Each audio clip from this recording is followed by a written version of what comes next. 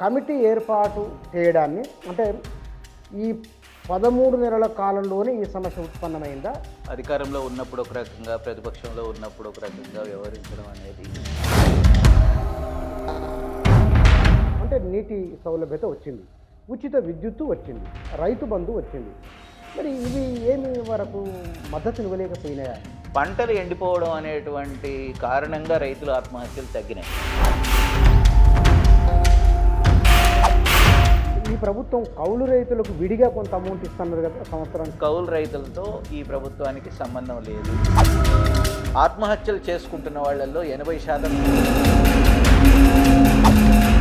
పాలసీని రైతుకు అనుకూలంగా ఎందుకు చేయట్లేదు? ఎక్కడ ఉంది లోపం? ఏమిటి కారణం? యువ కౌలు రైతులు వాళ్ళకి నిజంగా ఆర్థిక స్తోమత లేదు, సాంఘిక దన్ను లేదు, ప్రభుత్వ సహకారం లేదు. టీఆర్ఎస్కు మాత్రమే ఆ మొరాలిటీ ఉంది, ఎందుకంటే రైతుల కోసం చేసినాము అని ఒక స్థిరంతో టీఆర్ఎస్ నాయకులు మాట్లాడుతున్నారు. నేను అంగీకరించను. ఎందుకంటే 2-3 వేల కోట్లు ఉన్నటువంటి బడ్జెట్ని 20,000 కోట్లకు పెరిగిన మాట వాస్తవం. కానీ ఆ బడ్జెట్లో అత్యధిక భాగాన్ని వ్యవసాయం చేయని వాళ్ళకి, వ్యవసాయం చేయని భూములకి అప్పనంగా పనిచేస్తుంది. నమస్తే. పత్రికల్లో ఈ మధ్య రైతు ఆత్మహత్యలకు సంబంధించిన వార్తలు పెరుగుతున్నాయి. దీనిపైన బీఆర్ఎస్ ఒక కమిటీని కూడా ఏర్పాటు చేసినట్టు వార్తలు వచ్చినాయి. కారణాలు ఏమిటి, ఏం జరుగుతుందో చిత్రస్తారని బహుశా కొన్ని సంవత్సరాలుగా సామాజిక సమస్యలపైన, రైతుల సమస్యలపైన పనిచేస్తున్న వారు ఇంకా మిగిలి ఉన్నారు కొందరు అక్కడక్కడ. అలాంటి వారిలో కన్నెగంటి రవి గారు ఒకరు. రైతు స్వరాజ్య వేదిక అని, తెలంగాణ రాష్ట్రం ఏర్పడిన తర్వాత తెలంగాణ ప్రజల సమస్యల మీద తక్షణం స్పందించేందుకు ఒక జేఏసీ కూడా ఏర్పాటు చేసుకుని పనిచేస్తున్నారు. వారు మన దగ్గర ఉన్నారు. ఈ కమిటీ వాస్తవానికి గడిచిన 10 ఏళ్ళు, ఇప్పుడు 1 ఏడాది 3 నెలల కాలంలో వ్యవసాయ రంగాన్ని, ప్రధానంగా రైతుల విషయంలో ప్రభుత్వాలు చేసింది ఏమిటి, ఏం ప్రయోజనం జరిగిందో తెలుసుకుందాం. ఆత్మహత్యల గల కారణాలు ఏమిటో కూడా తెలుసుకుందాం. సార్ నమస్కారం. నమస్కారం. ఇవాళ పేపర్లో వచ్చిన వార్త మీరు కూడా చూసే ఉంటారు. కమిటీ ఏర్పాటు చేయడాన్ని అంటే ఈ 13 నెలల కాలంలోనే ఈ సమస్య ఉత్పన్నమైందా? గడిచిన 10 ఏళ్ల కాలంలో సమస్య పరిష్కారానికి తీసుకున్న చర్యలు ఏమైనా ఉన్నాయా? అంటే రాజకీయ పార్టీలు అధికారంలో ఉన్నప్పుడు ఒక రకంగా, ప్రతిపక్షంలో ఉన్నప్పుడు ఒక రకంగా వ్యవహరించడం అనేది చాలా సాధారణంగా మారిపోయింది. ఈ హిపోక్రసీని పక్కన పెడితే రైతుల ఆత్మహత్యలు అయితే కొనసాగుతూ వస్తున్నాయి అనేది ఫ్యాక్ట్. 2014 నుంచి 2025 వరకు కూడా. వాస్తవానికి 2014లో కూడా మొదలు కాలేదు. దాదాపు 1995లో ఈ రైతుల ఆత్మహత్యలు అనేవి ప్రారంభమైనాయి. పత్తి రైతుల ఆత్మహత్యలు ప్రధానంగా ఉండేవి. దాదాపు 95 నుంచి 2014 వరకు ఒక 25,000 మంది రైతులు ఆత్మహత్య చేసుకున్నారు. రాష్ట్రం ఉద్యమం జరుగుతున్నప్పుడు రాష్ట్ర ఏర్పాటు కోసం ఒక ప్రధానమైన ఎజెండాగా రైతుల సమస్యలు, రైతుల కన్నీళ్ళు, రైతుల ఆత్మహత్యలు ఇవి అనేది ఉద్యమ నినాదాలుగా కూడా ఉండేవి. దాదాపు ఉద్యమంలో పాల్గొన్న వాళ్ళందరూ రైతుల ఆత్మహత్యల మీద మాట్లాడారు. అంటే మన రాష్ట్రం ఏర్పాటు కాకపోవడం వల్ల, సమైక్యాంధ్రలో మనం భాగంగా ఉండడం వల్ల రైతుల సమస్యల్ని ఆ ప్రభుత్వాలు పట్టించుకోవటం లేదు. కాబట్టి మన రాష్ట్ర ఏర్పాటు చేసుకొని మన విధానాలను మార్చుకుంటాం కనుక మన దగ్గర రైతుల ఆత్మహత్యలు ఆగిపోతాయి అనేటువంటి హామీలు కూడా రాజకీయ నాయకులు ఇచ్చారు, ప్రజాపక్ష మేధావులు కూడా ఇచ్చారు. కానీ దురదృష్టం ఏంటంటే 2014 తర్వాత కూడా 2022 వరకు ఇప్పుడు నివేదికలు అఫీషియల్గా అందుబాటులో ఉన్నాయి. 6,800 మంది రైతులు ఆత్మహత్య చేసుకున్నారు. అంటే సగటున సుమారుగా ప్రతి సంవత్సరం ఒక 700 మంది రైతులు ఆత్మహత్య చేసుకున్నట్టు లెక్క. అంటే తెలంగాణ రాష్ట్రం ఏర్పడిన తరువాత కూడా రైతుల ఆత్మహత్యలు కొనసాగినాయి అనేటువంటిది ఒక భౌతిక వాస్తవం. అయితే ఒక విషాదం ఏమిటంటే ప్రతిపక్షంలో ఉన్నప్పుడు కానీ, లేదా దూరంగా ఉన్నప్పుడు కానీ అధికారానికి సాధారణంగా చెప్పేది ఏమిటంటే వ్యవసాయ రంగంలో సంక్షోభం ఉంది, రైతుల ఆత్మహత్యలు కొనసాగుతున్నాయి, ప్రస్తుత ప్రభుత్వమే దానికి కారణము, కాబట్టి ఈ ప్రభుత్వం వైఫల్యం చెందింది, ఈ ప్రభుత్వం రైతులను పట్టించుకోవడం లేదు అనేటువంటి విమర్శ సాధారణంగా చేస్తారు. అందరూ అంటారు, వీళ్ళు అయితే వాళ్ళు, వాళ్ళు అయితే వీళ్ళు. అధికారంలోకి వచ్చిన తర్వాత వాళ్ళు చేసేటువంటి క్లెయిమ్ ఏంటంటే గత ప్రభుత్వంలో జరిగి ఉండొచ్చు కానీ మా ప్రభుత్వంలో ఆత్మహత్యలు 0కు చేరుకున్నాయి అనేటువంటిది ఒక క్లెయిమ్. ఇది రాష్ట్రం ఏర్పడిన తర్వాత కొద్ది రోజులకి హరీష్ రావుని కలిసినప్పుడు కూడా ఇప్పుడు ఎక్కడ ఆత్మహత్యలు ఉన్నాయండి మన దగ్గర అన్నాడు. ఇప్పుడు 2023 డిసెంబర్ 7న కాంగ్రెస్ ప్రభుత్వం ఏర్పడిన తర్వాత కూడా ఒక మంత్రిగా ఉన్న ఉత్తమ్ కుమార్ రెడ్డి గారు మన రాష్ట్రంలో ఇప్పుడు రైతు ఆత్మహత్యలు జీరోకి వచ్చినాయని ప్రకటించేశాడు. యాక్చువల్గా 2023ది ఇంకా అఫీషియల్గా ఎన్సీఆర్బి డాటా రాలేదు, కానీ మేము సేకరించిన దాని ప్రకారం రైతు స్వరాజ్య వేదికగా ప్రతిరోజు అన్ని న్యూస్ పేపర్స్ చూసి వార్తల్ని సేకరిస్తాం మేము రైతు ఆత్మహత్యల్ని. ఇది మాకు మొదటి నుంచి ఉన్నటువంటి అలవాటు. మేము సేకరించిన దాని ప్రకారం సుమారుగా 271 ఆత్మహత్యలు 2023లో కూడా జరిగినాయి. కాంగ్రెస్ పార్టీ ప్రభుత్వ దాదాపు కాలంలో రోజుకో రైతు చనిపోయినట్లు. దాదాపు సుమారుగా రోజుకు ఒక రైతు ఆత్మహత్య జరిగినట్టే ఉంది. ఇప్పుడు 2024లో సుమారుగా 249 ఆత్మహత్యలు జరిగినాయి మా లెక్కల ప్రకారం. ఇప్పుడు ఈ 20 రోజుల్లో జనవరి 1 నుంచి జనవరి 21వ తారీఖు ఉన్నాయి ఇవాళ మనం, దాదాపు 23 ఆత్మహత్యలు జరిగినాయి. పెరిగినాయి అంటే దాదాపు యావరేజ్ ఒకటి కంటే కూడా పెరిగినాయి. అంటే ఈ డేటా, ఈ పేర్లు, గ్రామాలు, మండలాలు, జిల్లాల పేర్లు రైతు స్వరాజ్య వేదిక దగ్గర అందుబాటులో ఉన్నాయి. కానీ సార్ ఇక్కడ గత ప్రభుత్వం తెలంగాణ వచ్చిన తర్వాత ఒకటి చెరువుల పూడిక తీయడం, అంటే నీటి సౌలభ్యత వచ్చింది, ఉచిత విద్యుత్తు వచ్చింది, తో పాటుగా రైతు బంధు వచ్చింది. మరి ఇవి ఏమి వరకు మద్దతునివ్వలేకపోయినాయా? అంటే రైతులకి కొంత నమ్మకాన్ని ఇవ్వడానికి ఇవి తోడ్పడినాయి. అంటే నిజంగా కరువు బారిన పడినప్పుడు పంటలు పూర్తిగా ఎండిపోకుండా ఉండడానికి కొంత కారణాలుగా నీళ్లు పనిచేసినాయి. అయితే ప్రాజెక్టులు పూర్తయి నీళ్ళు వచ్చినాయి మాత్రం కాదు ఇది. చాలా సందర్భాల్లో ఏంటంటే 1-2 2015-16 లాంటి సంవత్సరం తప్ప పూర్తిగా కరువు బారిన పడినటువంటి రాష్ట్రంలో 2017-18 నుంచి దాదాపు ఇప్పటి వరకు ప్రతి సంవత్సరము రాష్ట్ర సగటు వర్షపాతం కంటే చాలా ఎక్కువ వర్షపాతమే పడుతున్నది. కాబట్టి ఎప్పుడూ కూడా రాష్ట్రంలో చెరువులు అవి నిండుతున్నాయి, రిజర్వాయర్లలో, ప్రాజెక్టులలో నీళ్లు ఉంటున్నాయి కనుక పంటలు ఎండిపోవడం అనేటువంటి కారణంగా రైతుల ఆత్మహత్యలు తగ్గినాయి. అయితే విషాదం ఏమిటంటే ఇదే పీరియడ్లో భారీ వర్షాల వల్ల, వరదల వల్ల, అకాల వర్షాల వల్ల, అంటే టైంకు పడకపోవడం వల్ల రైతు ఆత్మహత్యలు పెరిగినాయి.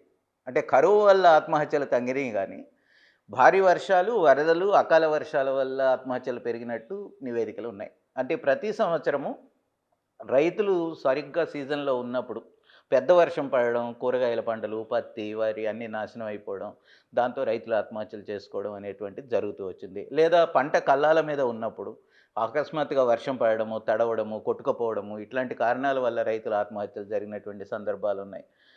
ధరలు ఒక్కొక్కసారి పడిపోయి పూర్తిగా అప్పులు తీర్చలేనటువంటి పరిస్థితుల్లో రైతుల ఆత్మహత్యలు జరిగినటువంటి సందర్భాలు ఉన్నాయి.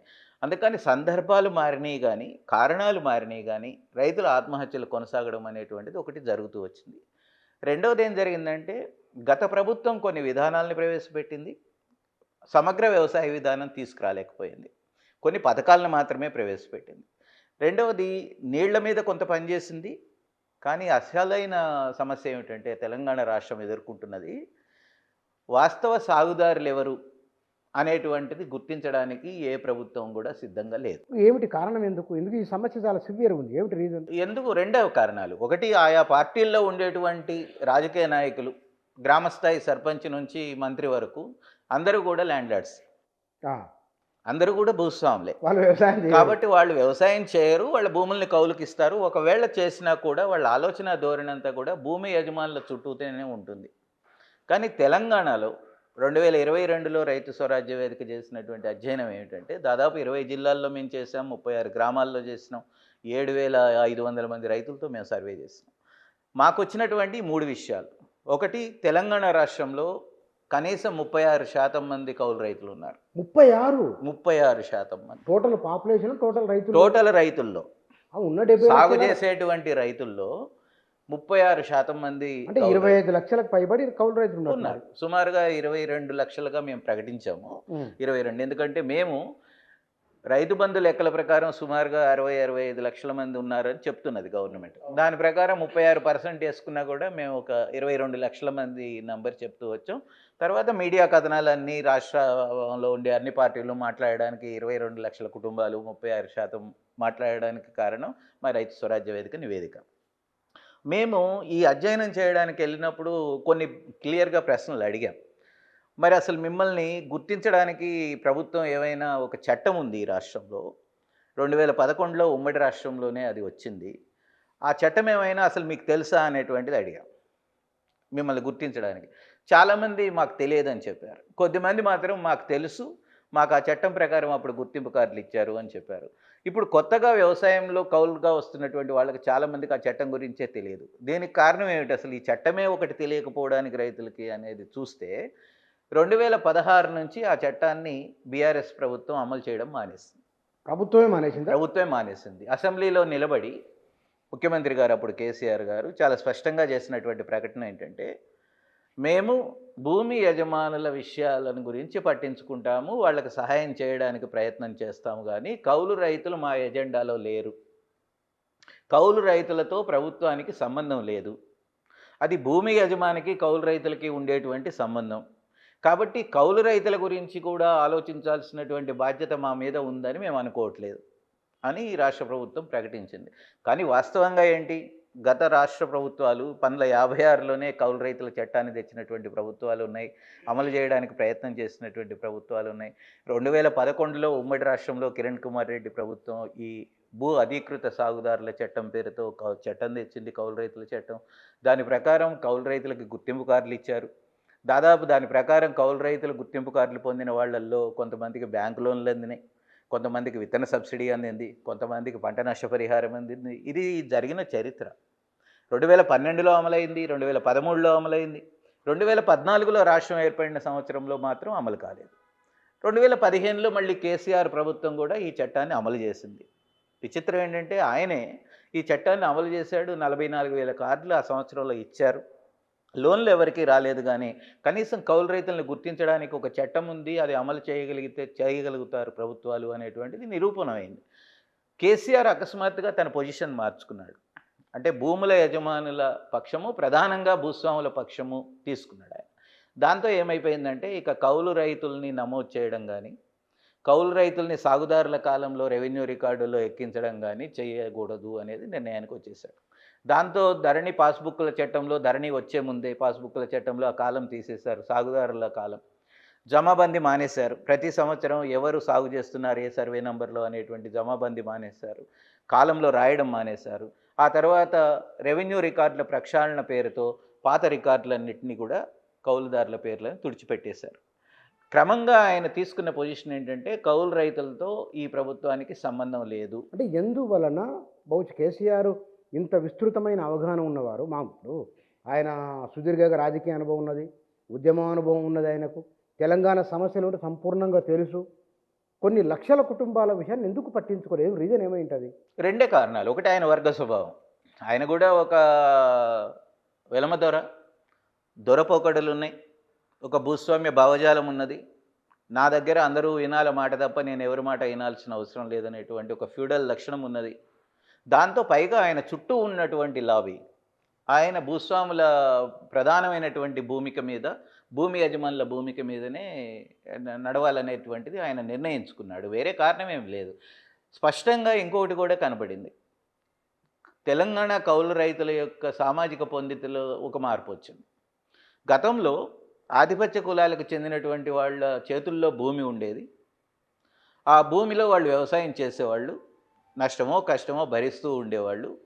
కానీ క్రమంగా గత 30 ఏళ్లలో జరిగిన పరిణామం ఏంటంటే ఆ కులాలలో ఎక్కువ మంది తమ భూముల్ని తమ పేరునే ఉంచుకున్నారు. కానీ వాళ్ళు భూమిని కౌలుకి ఇవ్వడం ప్రారంభించారు. వాళ్ళ పిల్లల్ని చదివించుకొని హైదరాబాద్కో అమెరికాకో పంపించారు. దాని మీద ఆధారపడి వాళ్ళు కూడా గ్రామాలు దాటి పట్టణాలకు వచ్చారు. చాలామంది గ్రామాలలో ఉండినటువంటి ఆధిపత్య కులాలకు సంబంధించినటువంటి వాళ్ళు, ప్రభుత్వ ఉద్యోగాల్లో సెటిల్ అయినటువంటి వాళ్ళు, సింగరేణిలో ఉద్యోగాల్లో సెటిల్ అయినటువంటి వాళ్ళు, వాళ్ళందరూ కూడా భూములు వాళ్ళ పేరు మీదే ఉన్నాయి. వాళ్ళందరూ కౌలుకి ఇవ్వడం ప్రారంభించారు. ఎవరు కౌలుకు తీసుకున్నారు ఈ భూమిని? ఎస్సీలు, ఎస్టీలు, వెనుకబడినటువంటి కులాల వాళ్ళు తీసుకున్నారు. వాస్తవానికి వీళ్ళు వ్యవసాయ కూలీలుగా ఉండి పనిచేసి ఆ భూముల్లో శ్రమ చేసి చెమటొంపి పంటలు పండించినటువంటి సెక్షనే కానీ ఎప్పుడు కూడా సొంత భూములు ఉండి వ్యవసాయం చేసిన వాళ్ళు కాదు. దాంట్లో సాధక బాధకాలు తెలిసినటువంటి వాళ్ళు కాదు. వ్యవసాయంలోకి దిగి చాలా పెద్ద ఎత్తున పెట్టుబడులు ప్రైవేటు అప్పుల ద్వారా తెచ్చి పెట్టుబడులు పెట్టి త్వరగా అప్పుల పాలైపోయారు. అందుకని మేము చూస్తున్నటువంటి పరిణామం ఏంటంటే ఒకటి సామాజిక పొందికలో కౌలు రైతుల్లో పెరిగినటువంటి వాళ్ళందరూ వెనుకబడిన కులాలు, దళితులు, ఆదివాసీలు. వాళ్ళకి సపోర్ట్ సిస్టమ్స్ ఏమీ లేవు. వాళ్ళకి వ్యవసాయ పరంగా కౌలు రైతుల దగ్గరికెళ్ళి వ్యవసాయ విస్తరణ అధికారులు మాట్లాడరు. బ్యాంకు అధికారులు అసలు వాళ్ళని దగ్గరికి రానియరు. ప్రజాప్రతినిధులు వాళ్ళని అసలు పట్టించుకోరు. గ్రామాలలో వాళ్ళు కౌలు రైతులుగా ఉన్నప్పటికీ కూడా ప్రభుత్వం వాళ్ళని గుర్తించి గుర్తింపు కార్డులు ఇవ్వదు. దాంతో వాళ్ళని ఒక నిస్సహాయ స్థితిలో తమ సొంత కాళ్ళ మీద సొంత పెట్టుబడులు బయట నుంచి తెచ్చుకొని ప్రైవేటు పెట్టుబడులు కష్టపడి పంట పండించడం, అప్పు తీర్చలేకపోవడం, పంట నష్టం జరిగితే పంట నష్ట పరిహారాన్ని పొందలేకపోవడం, పంట వాళ్ళ పేరు మీద కొనుగోలు చేయకపోవడం ప్రభుత్వం, ఇట్లాంటి అనేక సమస్యల వల్ల వాళ్ళు అప్పుల పాలైపోయారు.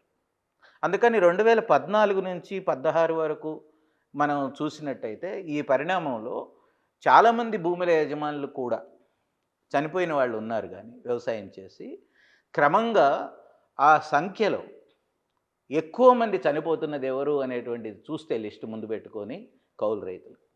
ఎందుకు? ప్రభుత్వ సహాయము అందట్లేదు, బ్యాంకుల సహాయము అందట్లేదు, రెవెన్యూ వ్యవస్థ నుంచో వ్యవసాయ శాఖ నుంచో అందాల్సినటువంటి సహాయం కూడా వాళ్ళకి ఏమీ అందట్లేదు. కాబట్టి వాళ్ళు ఒక రకంగా అందరూ ఐసోలేట్ చేసినటువంటి సెక్షన్గా ఒక పెద్ద సమూహం 22 లక్షల కుటుంబాల సమూహం తెలంగాణలో ఉంది. వాళ్ళని ప్రభుత్వం పట్టించుకోకపోవడం అనేది రాజ్యాంగబద్ధంగా కానీ చట్టపరంగా కానీ అన్యాయమైనటువంటి విషయం.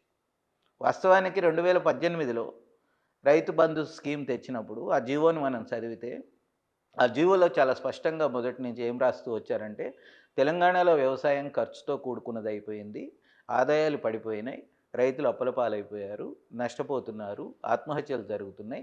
కాబట్టి ఈ వ్యవసాయాన్ని మేము ఒడ్డెక్కించడానికి ఆదుకోవడానికి మేము రైతు బంధు పథకాన్ని తెస్తున్నాము అని రాశారు.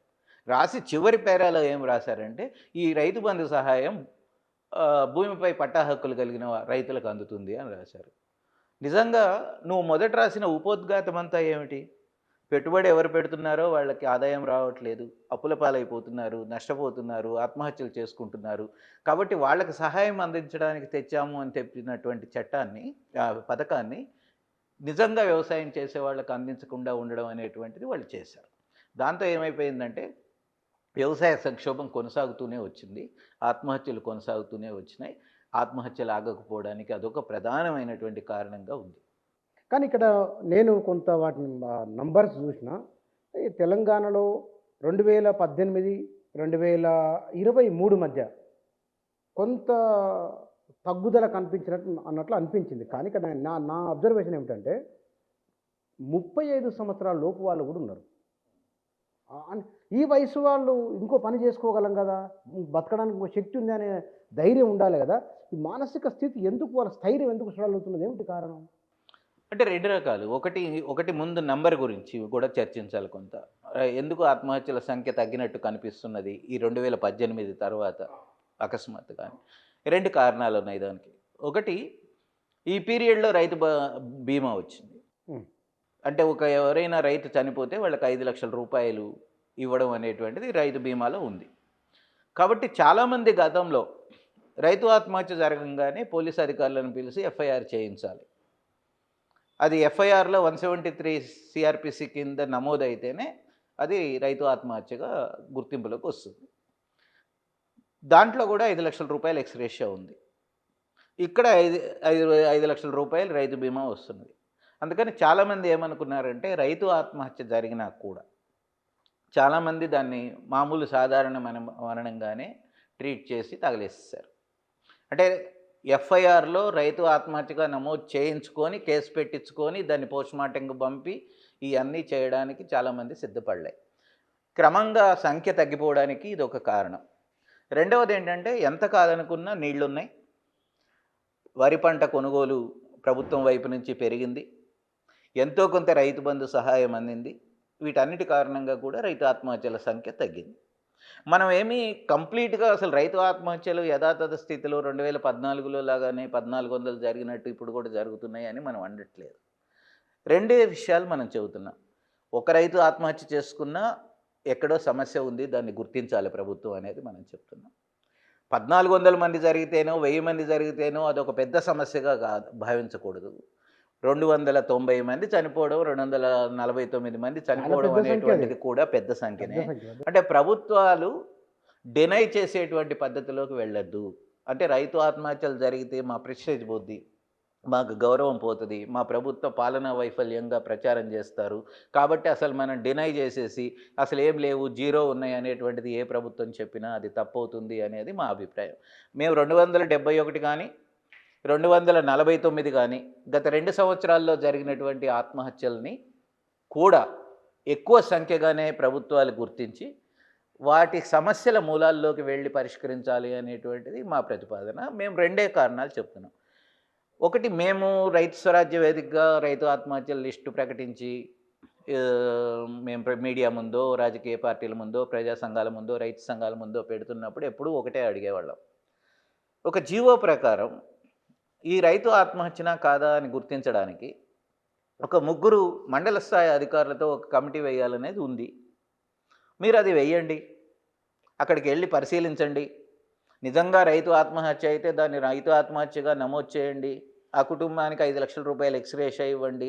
ఇంకొక 1,00,000 రూపాయలు వాళ్ళ రుణాలు తీర్చుకోవడానికి వన్ టైం సెటిల్మెంట్ కోసం ఇవ్వాలి అని జీవోలో ఉంది, అది ఇవ్వండి. వాళ్ళకు ఒక ఇందిరమ్మ ఇళ్ళలో ప్రియారిటీ ఇవ్వండి. లేకపోతే వాళ్ళ పిల్లలు చదువులు ఆగిపోతుంటే రెసిడెన్షియల్ స్కూల్స్లో వాళ్ళని చేర్చండి.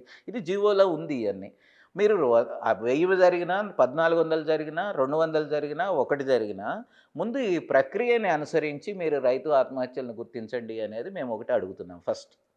రెండోది ఏం అడుగుతున్నామంటే, రైతు ఆత్మహత్యలు ఆగాలంటే నిజమైన వాస్తవంగా సాగు చేసేటువంటి రైతులకి అన్ని రకాల సహాయం అందాలి.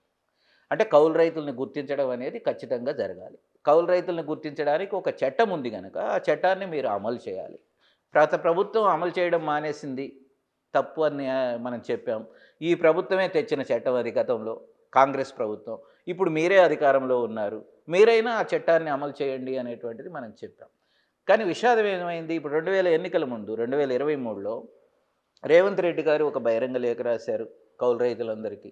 బాబు, నేను వస్తే అధికారంలోకి ఖచ్చితంగా మిమ్మల్ని గుర్తిస్తాము, ఈ చట్టం ప్రకారం మీకు సహాయం చేస్తామని చెప్పాడు. 6 గ్యారంటీల్లో పెట్టారు, మేనిఫెస్టోలో పెట్టారు.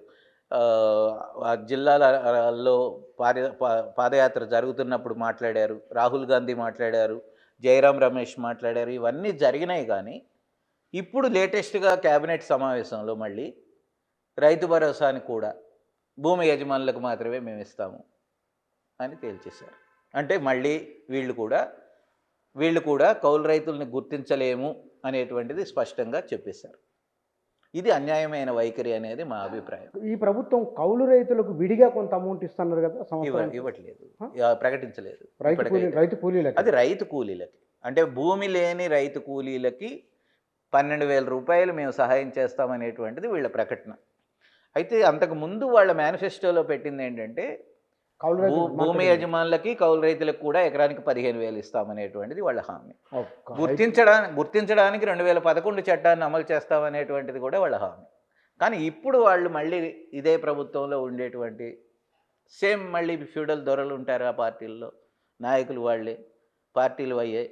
వాళ్ళు మళ్ళీ ఈ కౌలు రైతులను జోలికి వెళ్తే భూమి యజమానుల నుంచి వ్యతిరేకత వస్తుందనేటువంటి ఒక కారణం, ఒక భయం, అపోహ, వీటి నుంచి ఒక ప్రభుత్వం చాలా డాంబికంగా మాట్లాడుతుంటుంది. అప్పుడప్పుడు ధైర్యం మాకు చాలా ఉంది అంటుంటుంది, మేము ఎవరినైనా మేము లెక్కలోకి తీసుకోకుండా ముందుకెళ్ళగలుగుతాం అంటుంటుంది.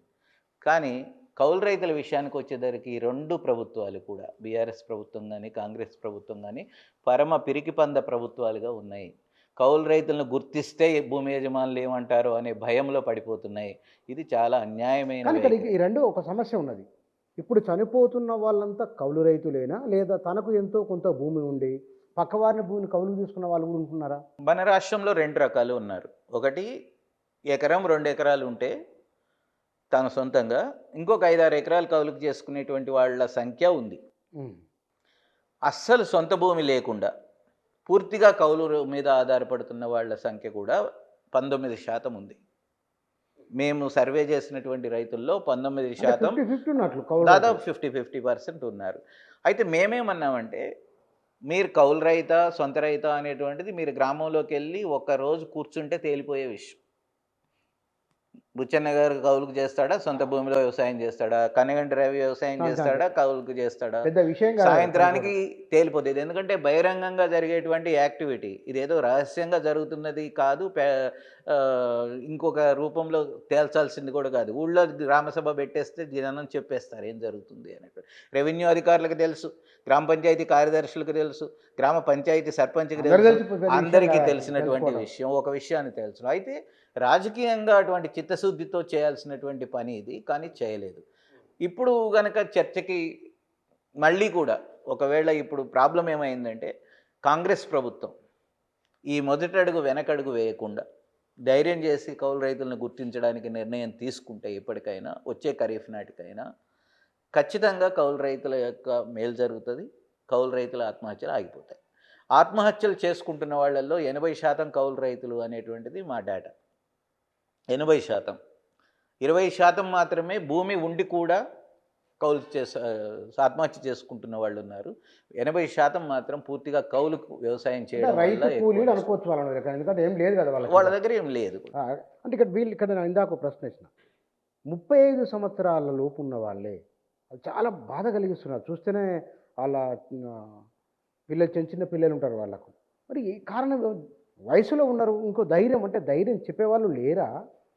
ఏమిటి రీజన్ అర్థం కావట్లేదు అది. అంటే 2 కారణాలు ఉన్నాయి దీనికి. ఒకటేంటంటే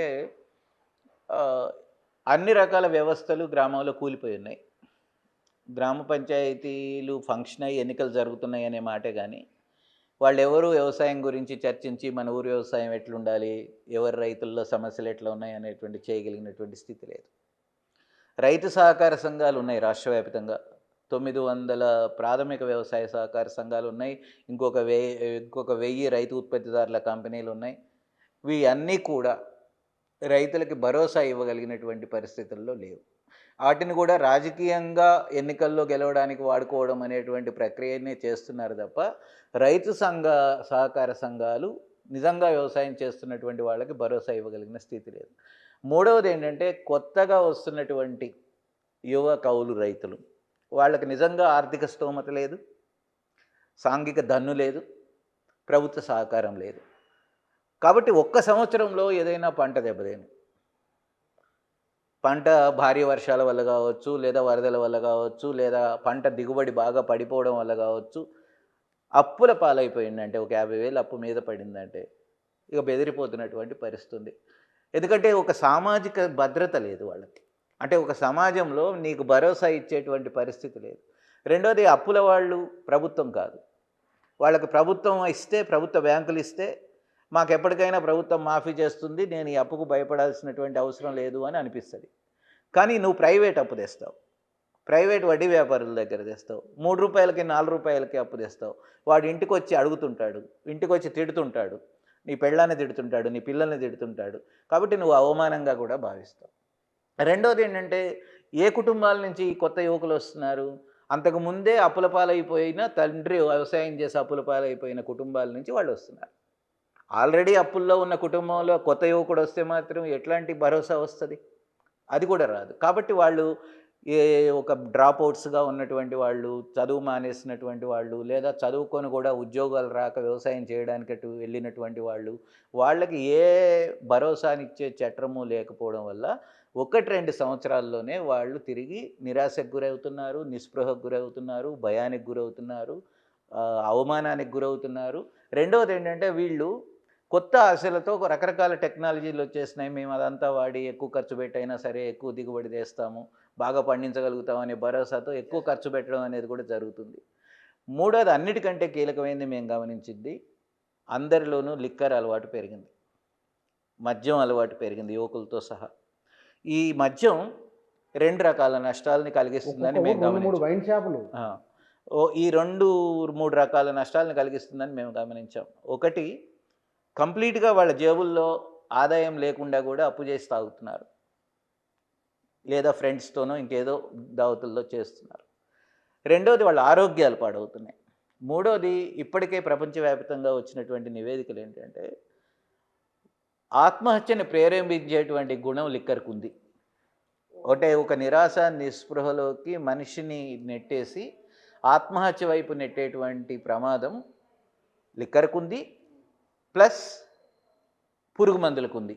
పురుగు మందుల్లో ఉండేటువంటి కొన్ని కెమికల్స్, పురుగు మందుల్లో ఉండేటువంటి కొన్ని రసాయనాలు మనిషిలో ఆత్మహత్యని ప్రేరేపించేటువంటి అవకాశం ఉంది అనేటువంటిది కూడా నివేదికలు ఉన్నాయి. మన రాష్ట్రంలో 2014లో కేవలం 1000 మెట్రిక్ టన్నులు మాత్రమే పురుగు మందులు వాడేవాళ్ళు. ఇప్పుడు 5000 మెట్రిక్ టన్నులు వాడుతున్నారు. 5 రెట్లు పెరిగింది. అంటే ప్రతి పంట మీద ఎక్కువ దిగుబడి వస్తుంది, పురుగును చంపేస్తే మాకు బాగా పంట వస్తుంది అనేటువంటి భ్రమల్లో పడి విపరీతంగా పురుగు మందుల వినియోగం బాగా పెరిగింది.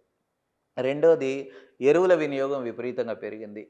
మామూలుగా యూనివర్సిటీ వాళ్ళు 50 కిలోలు వాడితే సరిపోద్దని రికమెండ్ చేస్తే మన వాళ్ళు 4 బస్తాలు, 5 బస్తాలు, 6 బస్తాలు వేస్తున్నారంటే 300 కిలోలకు కూడా ఎరువులు వాడుతున్న పరిస్థితి ఉన్నది. రెండోది యంత్రాల కిరాయిలు అన్నీ పెరిగిపోయినాయి. నిజంగా సొంతంగా యంత్రాలు ఉన్న రైతులు తక్కువ, అందరూ కిరాయిల మీద ఆధారపడుతున్నారు. ఒకప్పుడు 1000 రూపాయలు 1500కి హార్వెస్టింగ్ అయ్యేది. ఇవాళ 3-3.5 వేల రూపాయల హార్వెస్టింగ్ ఖర్చులు పెడుతున్నారు. సాపేక్షంగా కూల్ రేట్లు పెరిగినాయి. ఒకప్పుడు 250 రూపాయలు 300కు ఉండేటువంటి కూల్ రేటు ఇవాళ 500 రూపాయలు పెట్టాల్సినటువంటి పరిస్థితి వస్తుంది.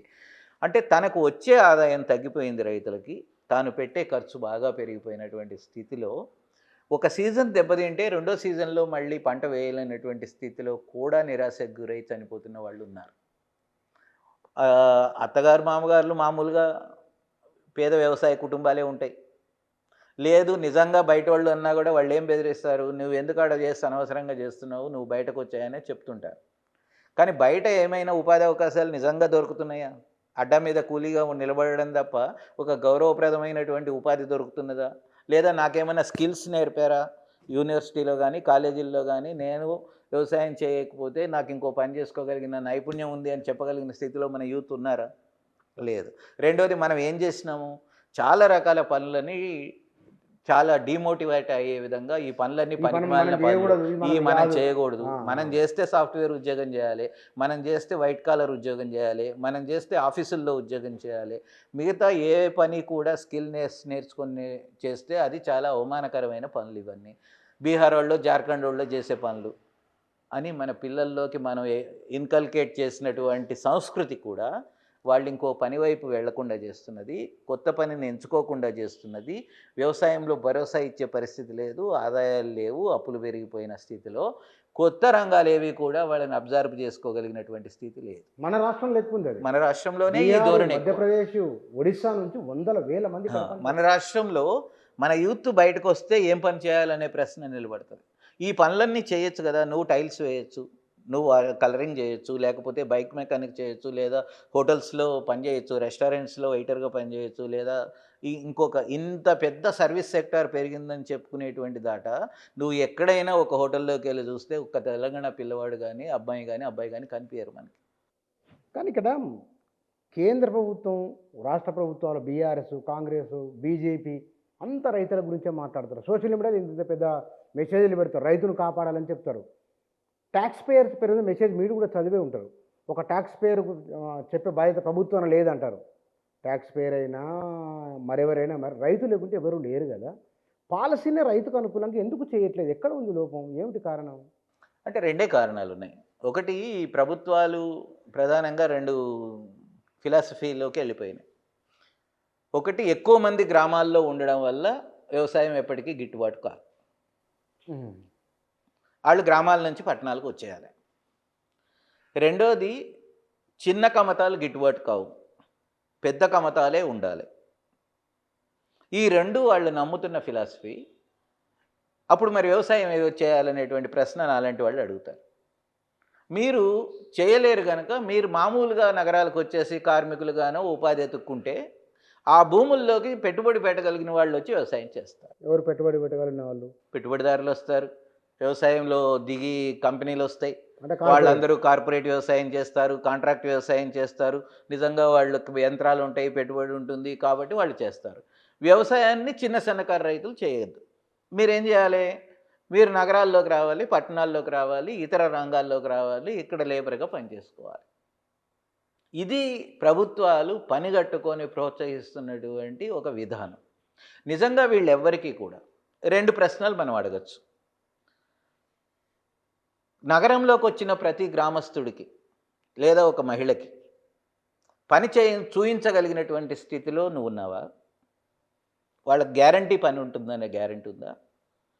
నగరంలోకి వచ్చినటువంటి ప్రతి రైతుకి, వ్యవసాయ కూలీకి ఇక్కడ ఇల్లు ఉంటుందా? అది గ్యారంటీ నువ్వు ఇస్తావా? వాళ్ళకి ఖచ్చితమైనటువంటి వేతనం అందుతుందా? గ్యారంటీ నువ్వు ఇస్తావా? వాళ్ళకి సోషల్ సెక్యూరిటీ ఉంటుందా? గ్యారంటీ నువ్వు ఇస్తావా?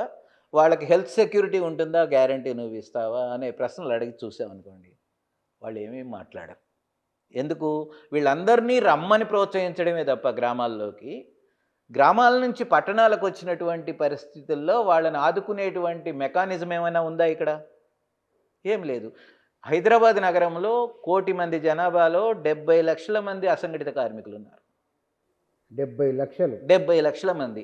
వాళ్ళు హమాలీలుగా చేస్తుండొచ్చు, ఆటో డ్రైవర్లుగా చేస్తుండొచ్చు, భవన నిర్మాణ కార్మికులుగా చేస్తుండొచ్చు, స్వీపర్స్గా చేస్తుండొచ్చు, లేదా పండ్ల దుకాణాలు పెట్టుకొని అమ్ముకొని ఉండొచ్చు.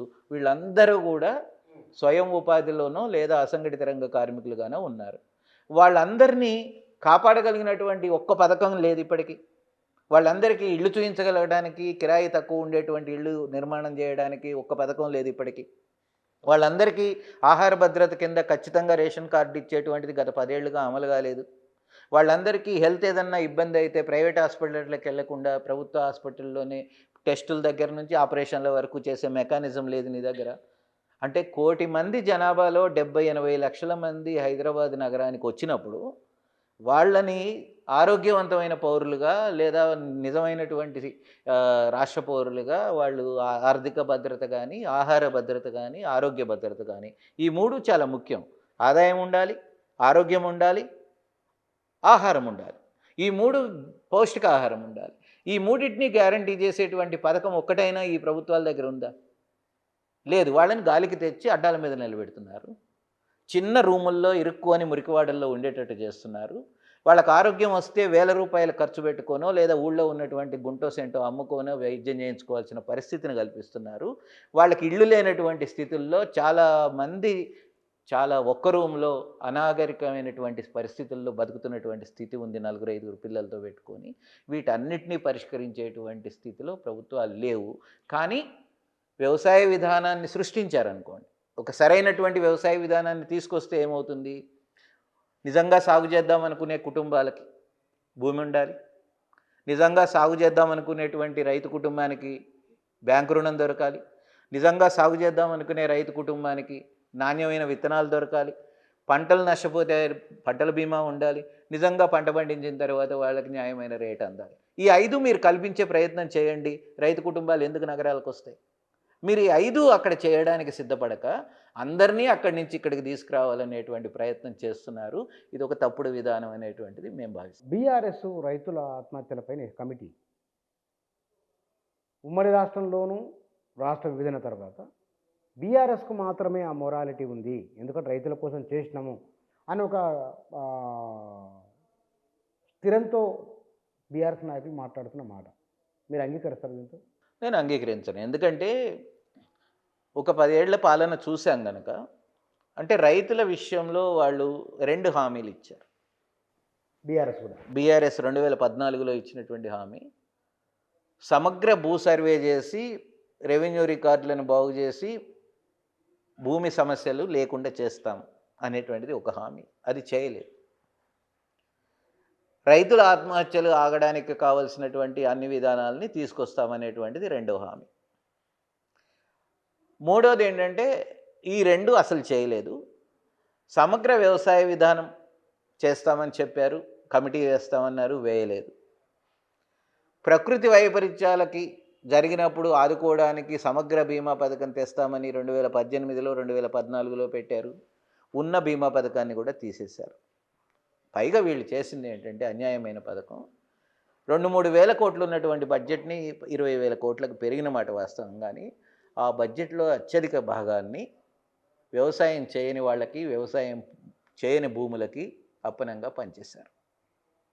వాళ్ళు ఒక లాబీని తమకు అనుకూలంగా ఉండే లాబీగా సృష్టించుకోవడానికి వేల కోట్ల ప్రభుత్వ ధనాన్ని ఉపయోగించారు.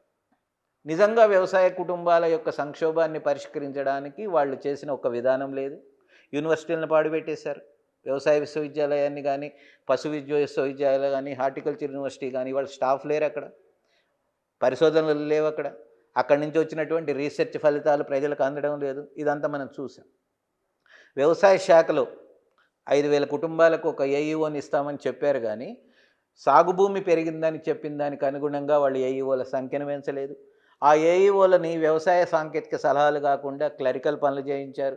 ఆధార్ కార్డు తీసుకొచ్చావా, బ్యాంక్ అకౌంట్ డీటెయిల్స్ తీసుకొచ్చావా, మొత్తం వ్యవసాయ రంగాన్ని ప్రైవేటు పురుగు మందుల వ్యాపారులు, ఎరువుల వ్యాపారులు డిక్టేట్ చేసే విధంగా తయారు చేశారు.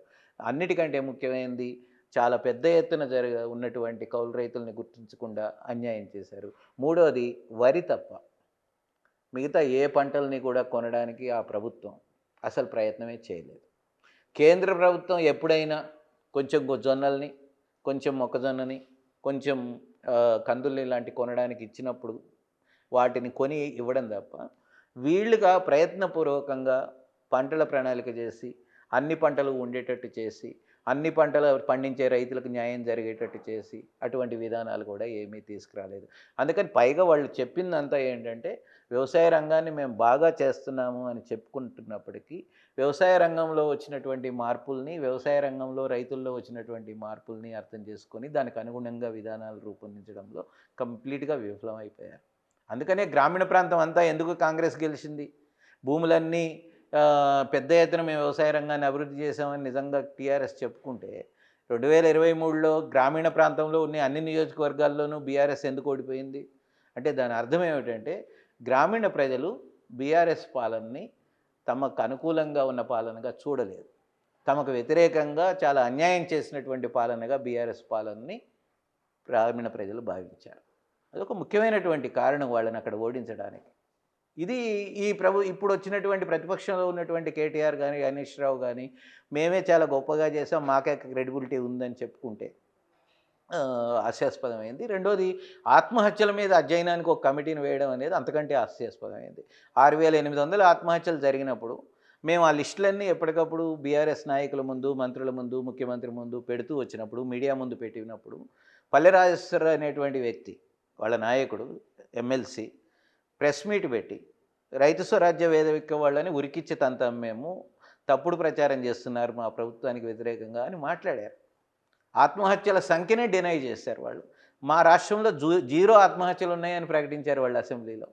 మేము నంబర్స్ చెప్పినందుకు మమ్మల్ని తంతామన్నారు. ఇవాళ వాళ్ళే రైతు ఆత్మహత్యల అధ్యయనానికి ఒక కమిటీని వేశారు. ఇది హిపోక్రసీ, ద్వంద్వ వైఖరి, మోసపూరితమైనది, అవకాశవాదంతో కూడినటువంటి వైఖరి అనేటువంటిది నా అభిప్రాయం. ఇప్పుడు కాంగ్రెస్ అని ఏం చేయాలంటారు? ఇప్పుడు కాంగ్రెస్ చేయగలిగింది ఒకటే ఉంది. నువ్వేదైతే 6 గ్యారంటీల్లో కానీ మేనిఫెస్టోలో కానీ ఇచ్చావో 5 హామీలు ప్రధానమైనవి ఇచ్చారు వాళ్ళు. ఒకటి, రైతు భరోసా పెంచుతామన్నారు. నిజంగా రైతు భరోసా పెంచుతామన్న దాంతోపాటు ఇంకో వాక్యాన్ని రాశారు, కౌలు రైతులకు కూడా ఇస్తామనేటువంటి. కాబట్టి ఇప్పటికైనా రేవంత్ రెడ్డి గారి ప్రభుత్వం ఏం చేయాలంటే మనం ఇచ్చిన హామీని నిలబెట్టుకోవాలంటే కౌలు రైతులను గుర్తించాలి అనేటువంటిది ఒక నిర్ణయానికి పొలిటికల్గా తీసుకొని 2011 చట్టాన్ని ఈ నెల నుంచి అమలు చెల్లోకి తెచ్చి దాని ప్రకారం గ్రామాల్లోకి వెళ్ళి కౌలు రైతులను గుర్తించి వాళ్ళకి గుర్తింపు కార్డులు ఇవ్వాలనేటువంటిది మొదటిది మేము అడుగుతున్నది, తను ఇచ్చిన హామీ కనుక. రెండోది, పంటల బీమా పథకాన్ని నేను ప్రవేశపెడతానని చెప్పాడు. 1 సంవత్సరం గడిచిపోయింది, 2 సీజన్లు గడిచిపోయినాయి, ఇప్పటిదాకా అమలు చేయలేదు. కనీసం వచ్చే ఖరీఫ్ నుంచి అయినా దాన్ని అమలు చేయండి అనేటువంటిది రెండవది. మూడవది మేము అడుగుతున్నది ఏంటంటే రైతు బీమా ఎట్లయితే పట్టా పాస్బుక్లు ఉన్నటువంటి రైతులకు ఉందో భూమి లేని కౌలు రైతులకి, వ్యవసాయ కూలీలకు కూడా మేము అమలు చేస్తాం, దాన్ని విస్తరిస్తాము అని చెప్పారు, మీరు హామీ ఇచ్చారు. దాన్ని పోయిన సంవత్సరం ఆగస్టు 15కి ప్రీమియం కట్టలేదు, వాళ్ళని వదిలేశారు. ఈ సంవత్సరం అయినా కనీసం వాళ్ళని ఈ బీమా పరిధిలోకి తీసుకురండి అనేటువంటిది మూడవది. నాలుగవది, వాళ్ళు క్లియర్గా 2 రాశారు, సమగ్ర వ్యవసాయ విధానం రూపొందిస్తామని. ఆ రూపొందించడానికి ఒక కమిటీని వేయండి, వచ్చే ఖరీఫ్ నాటికి ఆ సమగ్ర వ్యవసాయ విధానాన్ని రూపొందించండి. ఈ రాష్ట్రంలో వ్యవసాయం ఎట్లా ఉండాలనేది విధానం ఉండాలి. ఐదోది, ఒక శాస్త్రీయ పంటల ప్రణాళిక చేస్తామనేది వాళ్ళు చెప్పారు. యూనివర్సిటీ ఒకటి గతంలో తయారు చేసింది, తిరిగి యూనివర్సిటీకి అటువంటి బాధ్యత పెట్టి రైతు సంఘాలని భాగస్వాములను చేస్తూ, రైతులను భాగస్వాములను చేస్తూ ఒక శాస్త్రీయ పంటల ప్రణాళిక చేయాల్సినటువంటి అవసరం ఉంది. ఆ పని మీరు చేయాలి. లేకపోతే వరి, పత్తి, మొక్కజొన్న, కంది పండేటువంటి రాష్ట్రంగా ఇది మారిపోయింది. ముఖ్యంగా 70 లక్షల ఎకరాలకు వరి పోవడం అనేటువంటిది చాలా అనర్థదాయకమైనటువంటిది ఈ రాష్ట్రంలో. కాబట్టి సమగ్రమైన శాస్త్రీయమైన పంటల ప్రణాళిక ఒకటి చేసి దాన్ని మీరు అమలు చేయండి అనేటువంటిది మనం అడుగుతున్నటువంటి విషయం. అంటే నువ్వు మొత్తంగా రైతుల సంక్షేమం కోసమే నువ్వు ఆలోచిస్తున్నావు గనక, ఒకప్పుడు రైతు ఆత్మహత్యల మీద కూడా మీరు మాట్లాడి ఆ కుటుంబాలతో మీరు రాహుల్ గాంధీని కల్పించి మీరు హామీలు ఇచ్చి ఉన్నారు కనుక, మీ ప్రభుత్వ పాలనలో కూడా జరుగుతున్న రైతుల ఆత్మహత్యలని గుర్తించడానికి సిగ్గుపడమాకండి. మీరు గుర్తించండి ఫస్ట్. అది మీ కారణంగానే జరిగి ఉండకపోవచ్చు. గత ప్రభుత్వ విధానాల వల్ల కూడా ఇప్పుడు జరుగుతుండొచ్చు. 1 ఇయరే అయింది మీరొచ్చి. మీరే డినై చేయడం మొదలుపెట్టకండి. మీరు ప్రతి ఆత్మహత్యని రైతు పేపర్లలో రాగానే అక్కడికి అధికారుల కమిటీని పంపండి. నిజమైన ఆత్మహత్య అయితే మీరు వాళ్ళకి ఎక్స్‌గ్రేషియా ఇవ్వండి. రైతుల ఆత్మహత్యలు అది ఆపటానికి ఏం చేయాలో ఆలోచించండి. రెండవది, హైకోర్టులో మేము ఒక 100 మంది రైతు ఆత్మహత్య కుటుంబాలతో కేసేసాం. కేసు స్పష్టమైనటువంటి జడ్జిమెంట్ ఇచ్చింది. వీళ్ళల్లో న్యాయమైన ఆత్మహత్యలు గుర్తించి మీరు పరిహారం ఇవ్వండి అని. వాళ్ళు ఎంక్వైరీ చేశారు. ఎంక్వైరీ చేస్తే దాంట్లో 70 ఆత్మహత్యలు న్యాయమైనవి అని వచ్చినాయి. అధికారులు ఇచ్చారు రిపోర్ట్. కలెక్టర్లకు ఆదేశం ఇచ్చింది, నవంబర్ లోపు మీరు వీళ్ళకి ఎక్స్‌గ్రేషియా ఇవ్వండి అని. నవంబర్ పోయి ఇప్పుడు జనవరికి వచ్చినాం. ఇప్పటిదాకా వాళ్ళకి ఎక్స్‌గ్రేషియా ఇవ్వలేదు. అంటే కోర్టు చెప్పినా కూడా మీరు అమలు అంటే చేయట్లేదు. అలసత్వం ఎక్కడుందో ఇది అలసత్వం, పాత అలసత్వమే ఇంకా కొనసాగుతున్నది. కాబట్టి మీరు ఇవన్నీ అలసత్వాన్ని వదిలించుకోవడం, నిర్లక్ష్యాన్ని వదిలించుకోవడం, మీరు ఇచ్చిన హామీలకు కట్టుబడి ఉండడం, నిజంగా రైతుల పక్షాన నిలబడడం చేయగలిగితే మాత్రమే, బీజేపీ బీఆర్ఎస్ చేసిన తప్పుల్ని మీరు చేయకుండా ఉంటే మాత్రమే రైతులకు న్యాయం జరుగుతుంది. రెండవది ఏంటంటే, మీరు బడ్జెట్ అంతా తీసుకెళ్ళి నిజంగా వ్యవసాయం చేయని వాళ్ళకి, చేయని సాగు యోగ్యమైతే చాలు అని పంచే కంటే, నిజంగా పప్పు ధాన్యాలు, నూనె గింజలు, మిల్లెట్లు, కూరగాయలు లాంటి రైతులను ప్రోత్సహించి వాళ్ళ పంటలను కూడా మేము కొంటామని చెప్పి ఆ పంటల్ని ఉనికిలోకి తెచ్చి రైతులకి న్యాయం చేయండి. వినియోగదారులకు కూడా తక్కువ ధరలకు అవి దొరికేటట్టు చేయండి. దానికోసం కొంచెం బడ్జెట్ కేటాయింపులు చేయండి అనేటువంటిది కూడా మేము అడుగుతున్నాం. నువ్వు బడ్జెట్ అంతా ఊరికనే పనిచేసి నిజంగా అవసరమైన వాటికి నా దగ్గర డబ్బులు లేవు అని చెప్పేటువంటి పాత ప్రభుత్వ వైఖరిని మీరు చేయొద్దు అనేది మా అభిప్రాయం. Thank you sir, thank you. Right. మన రాష్ట్రంలో రైతుల ఆత్మహత్యల నివారణకు అధికార విపక్షాలు జాయింట్గా చేయవలసినవి, ఈ ప్రభుత్వం తక్షణమే చేయవలసినవి ఏమేమి ఉన్నాయి, ఆత్మహత్యలు గల కారణాలు ఏమేమి ఉన్నాయి, చాలా లోతుగా అనుభవపూర్వకంగా వారు క్షేత్రస్థాయి పర్యటన చేయడం, తర్వాత కొన్నేళ్లుగా పనిచేసిన కారణంగా వారికి వ్యవసాయ రంగం పైన, రైతుల సమస్యల పైన అవగాహన ఉన్నది. ఇవి ప్రభుత్వానికి చేసే సూచన ఇది. Thank you.